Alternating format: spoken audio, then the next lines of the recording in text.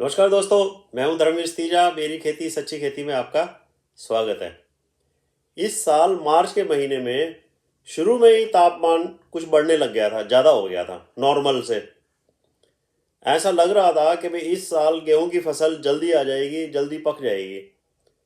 लेकिन मार्च के महीने में लगातार वेस्टर्न डिस्टरबेंस, पश्चिमी विक्षोभ आने से टेम्परेचर थोड़ा सा कम हुआ है। रात का तो ज़्यादा नहीं हुआ, कम ही हुआ है।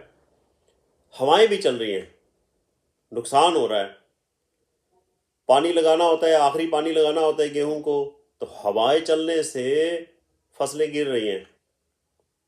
वैसे एक बात आप नोट करो, अगर जो नुकसान तापमान बढ़ने से, गर्मी बढ़ने से होता, गेहूं जल्दी पक जाती तो पैदावार कम होती।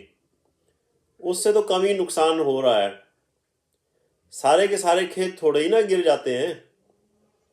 मौसम का हाल देख के, हवा का देख के दिन की बारी में हम पानी लगाते हैं। मौसम ज़्यादा गर्म नहीं है, आगे भी वेस्टर्न डिस्टरबेंस आएंगे मार्च में। मैं समझता हूँ कि इस साल पैदावार अच्छी रहेगी। मैंने अपने खेतों में मौसम का हाल देखकर, हवा की गति देखकर पानी लगाया, थोड़ा थोड़ा लगाया, दिन की बारी में लगाया। क्यारे भी 1 एकड़ में 5-5 निकाल रखे हैं, फिर भी 2-3 एकड़ में गेहूं गिर गई है। प्रकृति पर किसी का जोर नहीं होता। वैसे हम कुछ पॉइंट्स का ध्यान रखकर गेहूं को गिरने से बचा सकते हैं। एक तो गेहूं होती है ना, बिल्कुल ही नीचे बिछ जाती है।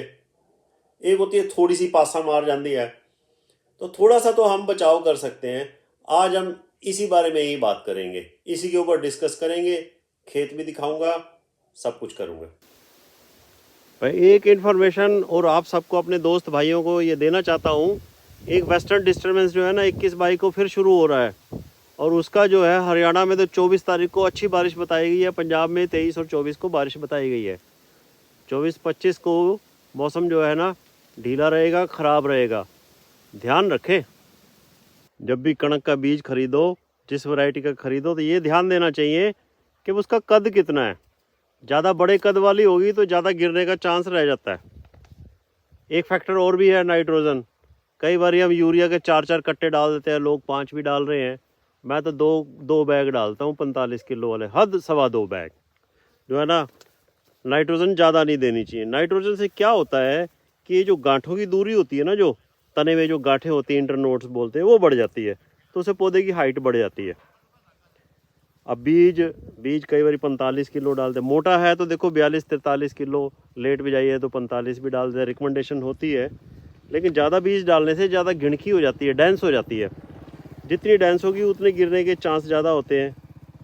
एक और बात, जो बड़ी इंटरेस्टिंग बात आज तक मुझे भी नहीं पता थी, ये हमारे को पता लगी है कि भाई जो अगेती बिजाई है, अर्ली सोइंग होती है, उसमें वेजिटेटिव ग्रोथ बहुत ज़्यादा होती है, तो फसल के गिरने के चांस ज़्यादा होते हैं। अगर ये एक स्टडी आई है, 2 हफ्ते लेट बिजाई करने से 30% गिरने के चांस कम हो जाते हैं। अब मोस्टली हम जो है ना छट्टा विधि से जो है ना बिजाई करते हैं। तो उसमें हम पहले हैरो चलाते हैं, फिर टिलर चलाते हैं, बीज मिक्स कर देते हैं, स्वागा मार देते हैं। उससे क्या होता है, बीज मिक्स तो हो जाता है, लेकिन कोई बीज 1 सेंटीमीटर ऊपर है तो कोई 5 सेंटीमीटर नीचे है। तो असल में तो इसकी रिकमेंडेशन है कि 4 से 5 सेंटीमीटर नीचे गहराई में बिजाई होनी चाहिए। जो जीरो ड्रिल से बिजाई होती है, सीड कम ड्रिल से, वो बिजाई जो है ना ज़्यादा प्रेफरेंस होती है। तो उससे 2 से 5 सेंटीमीटर गहराई पे हमें बिजाई करनी चाहिए।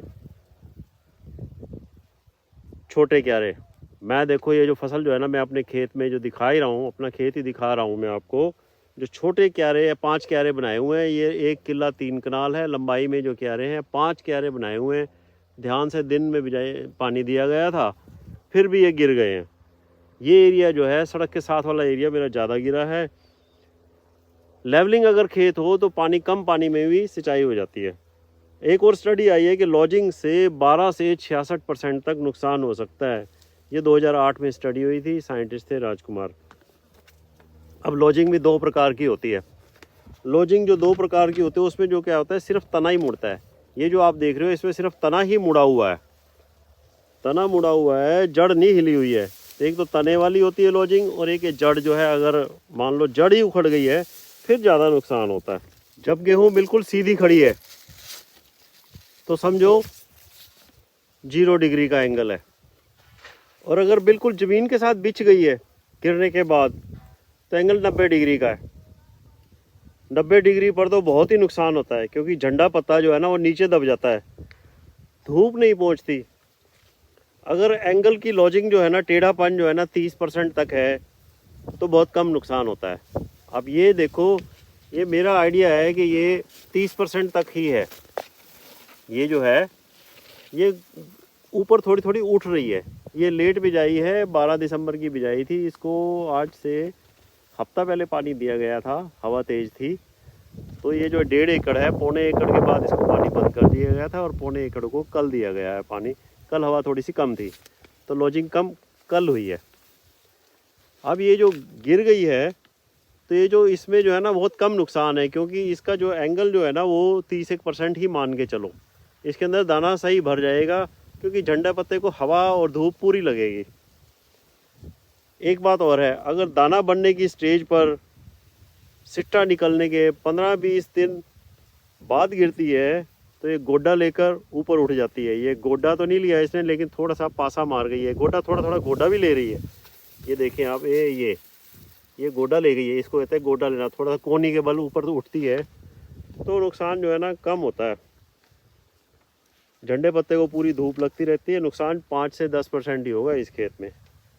और अगर पूरा दूध भरने पर गिरती है, दूध पूरा भर जाए तो ऊपर ज़्यादा नहीं उठ पाती। यहाँ पर तो ऊपर उठ गई है, तो यूँ कह लो कि 60-70% का एंगल बनता है। मतलब इससे और नीचे ज़मीन की तरफ लगी हुई हो तो ज़्यादा नुकसान हो सकता है। हम किसानों का तो ऊपर वाला होता है या पॉलिटिशियंस होते हैं। हमारी आमदनी जो है ना प्रकृति के ऊपर, जलवायु के ऊपर, हवा झोले के ऊपर काफ़ी डिपेंड करती है। फिर भी थोड़ा सा दिमाग लगाकर हम इससे बच सकते हैं। आज की वीडियो बनाने का मकसद यही था। अब तो जो हो गया सो हो गया। जो गिर गई है वो नुकसान हम कवर अप नहीं कर सकते, लेकिन जो मान लो लेट बिजाई है उसके ऊपर हम बचाव कर सकते हैं। अब जैसे मेरे 1.5 एकड़ था, पिछली लेट बिजाई थी, मैंने उसको 1.25 एकड़ पानी लगा रहा था तो वो गिर गई, रोक दिया पानी। तो अब जब देखूंगा जिस दिन हवा कम होएगी उसी दिन ही पानी लगाऊंगा। लेट बिजाई को तो अप्रैल 10 तक भी पानी लगाना पड़ सकता है। तो कहने का मतलब ये है कि भाई रब ही है साडा दे, वही बचा सकता है। जो उसने देना है सो देना है। ये वीडियो को देखने का बहुत बहुत धन्यवाद। पसंद आई हो तो लाइक करो, शेयर करो और सब्सक्राइब करो। Thank you.